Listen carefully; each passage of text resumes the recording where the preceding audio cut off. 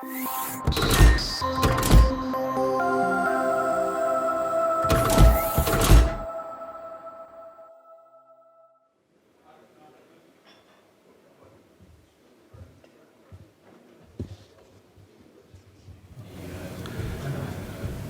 afternoon, ladies and gentlemen. I hope you had a good morning, interesting morning, learned some, enjoyed the sessions, learned some interesting information, shared some knowledge, made some new contacts, and recovered from the gala dinner from last night. Well, a couple of housekeeping points first. The evaluation forms. The evaluation forms are on the tables there. They're really to be the end of the conference, but when you're ready, please share your honest opinions on how we can develop the conference, what you thought, what you enjoyed. If it's possible, if there's anything that we can do better, please let us know. And at the end of the think tanks, there'll be a short coffee break, and then we'll go into the final session, a high-level panel discussion. But for those of you who've never been part of this before, these are the automotive logistics think tanks that have now become world famous as we've taken them around the world. It's a great networking opportunity, but it's a great way of sharing information, slightly more intimate information. You might find the first 5 minutes a little bit, tough to wonder how it will develop. But our challenge is normally at the end of the hour, when we try to stop you and to stop the conversation. So I'm sure you'll find the next hour interesting. We've also found it amongst the parts of the conference that have led to more real action. In India, we believe we really played an important part on moving or raising the importance of moving finished vehicles by rail. Started really by one of our think tanks, or as they were, round tables in those days at our Automotive Logistics India conference. So real actions can develop from this. So what we want from the think tanks is to have your discussion. You've got a leader on the table. The job of the leader is not to talk for an hour, but it's to encourage the discussion and to share information. At the end of the hour, we'll each leader from each think tank to make a short 5-minute summary of what was discussed on the table, because there's people who wanted to have attended different tables. So there'll be a short summary from each table, and hopefully an action point, something where we can look forward. If we can say, this is what was discussed, and this is what we think could be a next step, whatever that might be. Another meeting, an article in our magazine, a session for a conference, a webinar, a LinkedIn group, anything that we can do so we don't come out of these think tanks just discussing great things, having great ideas, having great thoughts, and then going back to our day jobs. Let's see if there's anything that we can actually move forward. So the think tanks start. Number one is finding the right reward for sustainability, which is by the door. I would have thought finding the right reward for sustainability is that the Earth might be around for a few more years, but this might be more of a business discussion. That's being led by Chep. Session 2 is adapting your aftermarket supply chain to the ever-changing market conditions, volatility in technology transformation, hosted by EuroAsia. Innovation and the super supply chain, led here by CDC Logistics. On the right track, optimizing the EuroAsia rail network, led by Geodis. And how are today's logistics failing us? We've only got an hour for this think tank, Bill. So, but that's led by CTM. So enjoy your discussions, be honest with each other, share your business cards, enjoy the networking, and we look forward to hearing by about 3 o'clock a quick summary from each table. Thank you. Thumbs up. I hope you enjoyed the last hour. And as we said, it's one of the most popular sessions at our conferences around the world. It's really good to see the discussion that often goes on in these meetings. So what I wanted to do now was just go around the think tanks and get the leader of the think tank to just say a few words on what was discussed, to give everybody a feeling of what was discussed in that particular think tank. So I guess I'll start with number one, finding the right reward for sustainability. I think this was led by Richard Campbell from CHEP. Jürgen Beissner from CHEP. Yeah, so actually I'm the guy who would summarize our outcomes, and I think we had very interesting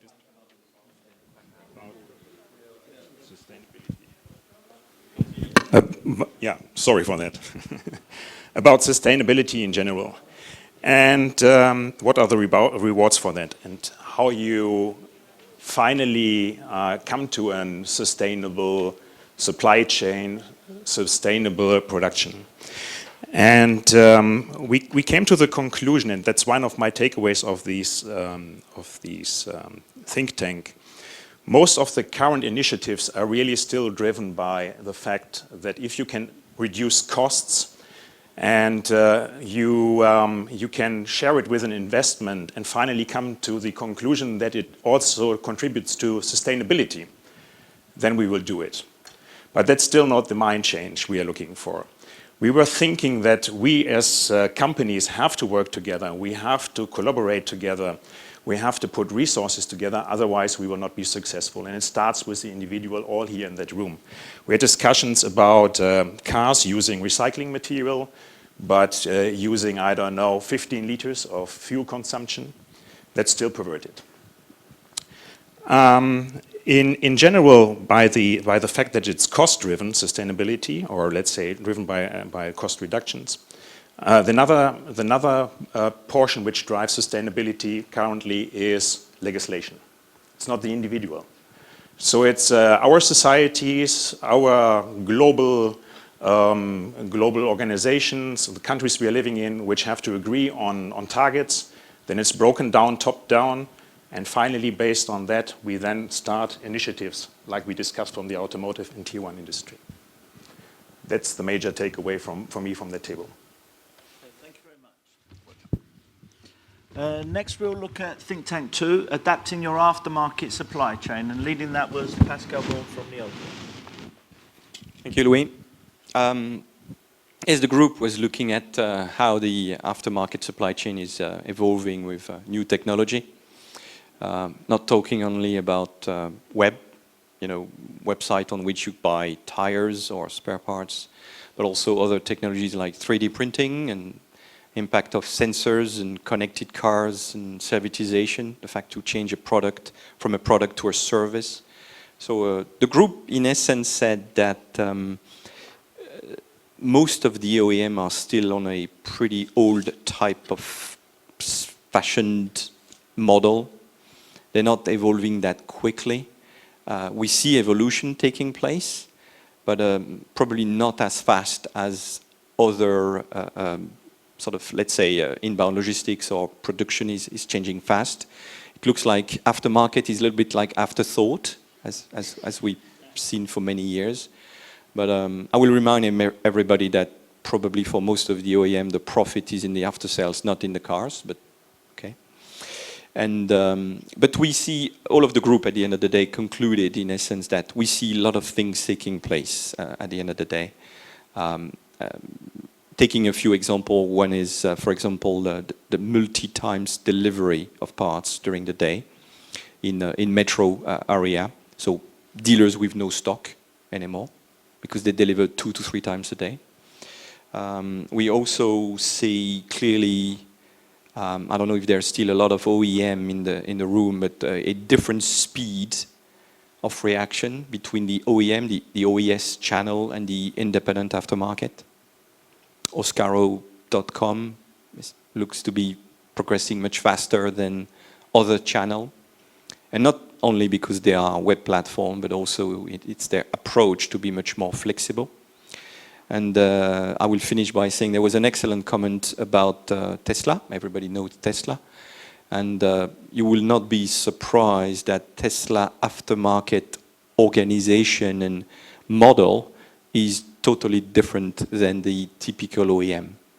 They own their after sales from end to end, their dealer, their stock, everything.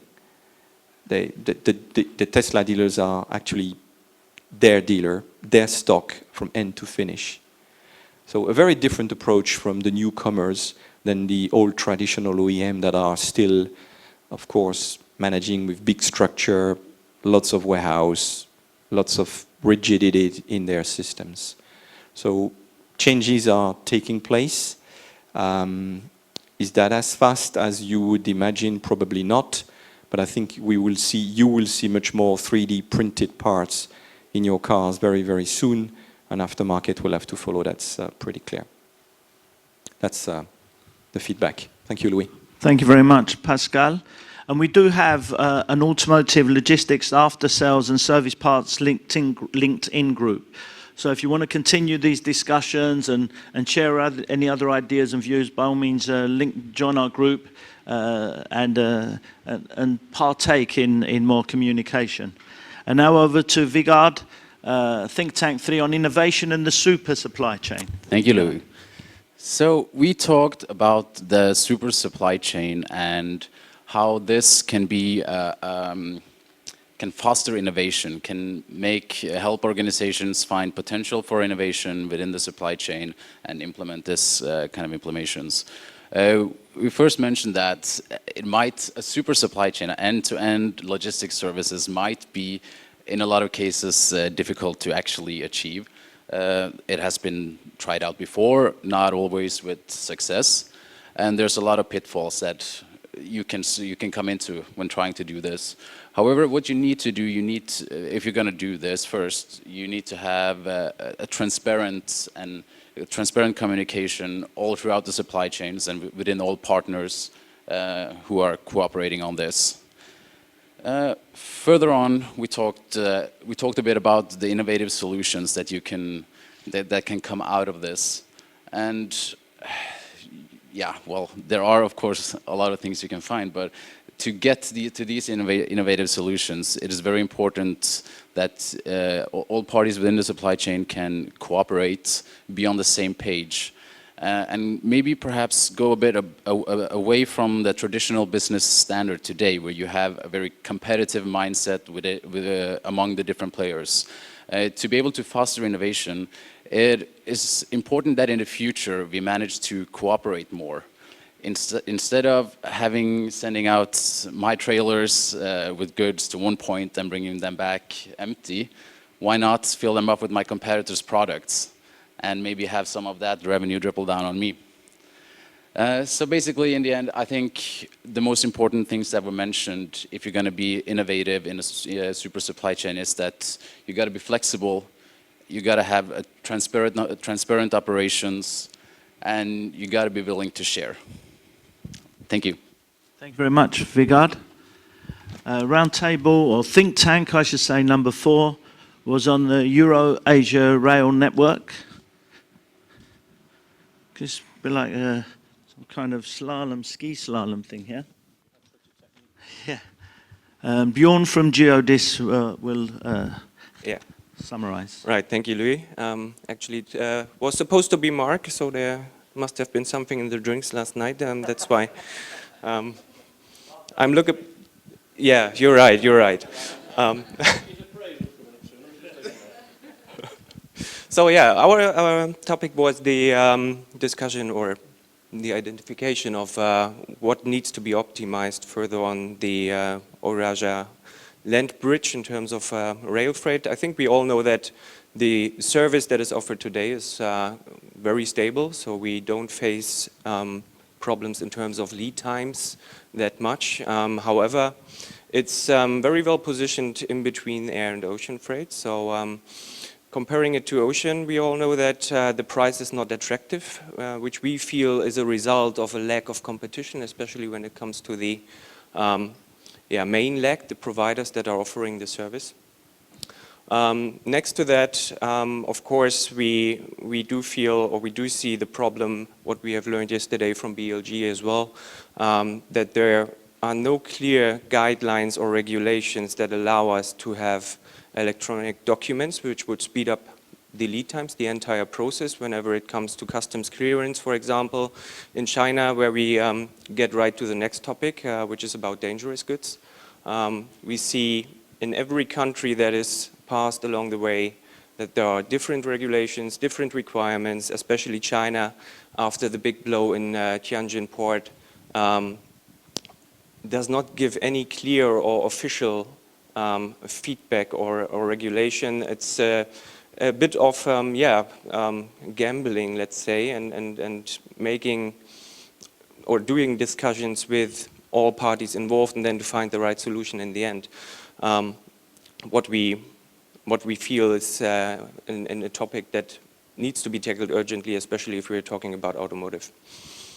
And last but not least, and it relates as well to the transit time, because we were remembering these days when even vessels were taking in between 20-25 days getting the cargo from Europe to China, and that's basically where the rail operators are today. And Mark had the great idea, if he would be with a carrier, that he would get a 8,000 TEU vessel at high speed to get this transit time into the market again. So imagine this would happen. There would need to be techniques to furthermore speed up the rail service as well, enabling them to stay in the market. And there was one of the topics that we were saying that we need to have another technique to get the transfer in between or from or to the White Gorge through Russia or through the southern route through Kazakhstan, as this could impact or reduce the transit time at least by 1 to 2 days as well. Okay, thank you very much. And a great save at the end then by saying that Mark had a great idea. I think that was a good political move. So who was leading? Bill Pollock. How is logistics failing us? We're perfect, aren't we? This must have been a really short discussion. Bill. Thank you. So we had 9 people here in on the how our logistics failing us today, of which one was an OEM, and the rest were service providers at various levels. So Andreas set the tone here by complaining a lot, and everybody responded accordingly. So anyhow, on the material inbound side, connectivity problem, various problems associated with connectivity problem. And on the outbound side, no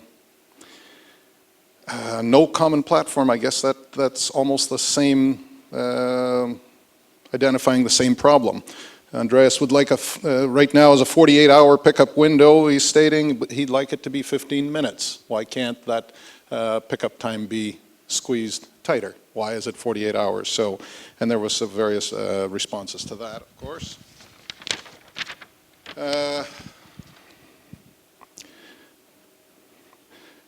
Common platform, talking about a common platform, how do we get a common platform going in the industry? It has to be independently owned, perhaps, independently ran. It needs to be participated in by various industry players equally. There needs to be a set of guidelines, rules, but questions come up as who owns the common platform? Who owns the data? And then who runs it? So these are key questions, liabilities associated with this whole thing. It could be complicated, or maybe it could be simple. But maybe we just have to get up and propose it. Somebody's got to put their hand up and start this association and create some sort of a plan and see who decides to join and what the mandates would be in this platform, so that we could create some sort of industry common standard, all in the name of improving efficiencies, so that players could plug into the system, extract the necessary data they need, so they can target the areas of efficiency improvement. That's somewhat of a summary here on that end of it. Then there was discussion regarding telematics and how telematics could actually solve a lot of our problems, and maybe telematics themselves, before they get too far into it, should be standardized. But it doesn't sound like there's any such effort underway. So maybe it's going to be a completely fragmented system as well. So we don't know the answers to any of this. Of course, we had a total of 1 hour to work on it. But telematics, maybe there's hope yet that we can find a common or standard platform. But most of the discussion here was about how do we create some sort of common intelligence center that everybody can participate in equally, and to create some sort of transparency where others could benefit from without divulging information, private information. Can't hurt each other with it, just only help. That's it. Thank you very much, Bill. If you're looking for some kind of platform or some kind of communication method, apparently there's a media company that has magazines and conferences and websites and things. If I can think of their name, I'll let you know. But I hope you enjoyed the round tables. I hope you found the discussions useful. And on a kind of serious point, if there's anything that came out of these, follow up, whether it's as individuals, whether it's as groups, whether it's through LinkedIn. If you've got stories for us, if you want them to be sessions at future conferences, if you want us to build more LinkedIn groups, if you want webinars, if there's anything we can do to move the discussions forward, please let us know. That's our job. But I hope you've enjoyed these think tanks. There'll be a short coffee break now. We'll be back in about 20 minutes when we'll have a fantastic panel session and hopefully an argument as I normally have with Andreas from General Motors. And if he was complaining to you guys, if you're too scared to ask the questions, just feed them to me. But we've got a great final panel with Fiat Chrysler, with Ford, with General Motors, and the president of Jeffco. So have a short coffee break and come back into this room for what's going to be a dynamic final session. Thank you.